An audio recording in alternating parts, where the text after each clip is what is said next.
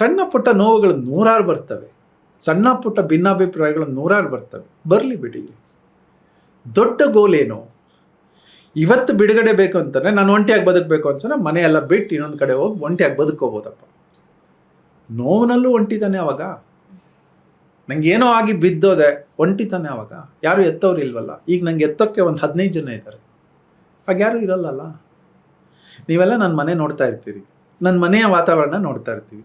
ನಾವು ಕಿತ್ತಾಡಲ್ಲಪ್ಪ, ಜಗಳ ಆಡಲ್ಲ, ಅರ್ಥ ಮಾಡ್ಕೋತೀವಿ. ನೋವಾಗತ್ತೆ, ಭಿನ್ನಾಭಿಪ್ರಾಯಗಳು ಬರುತ್ತೆ, ಅದರ ಬಾಯಿಂದ ಕೆಟ್ಟ ಕೆಟ್ಟ ಶಬ್ದಗಳು, ಕೆಟ್ಟ ಮೂಡುಗಳು ಹೊರಗೆ ಬರಲ್ಲ.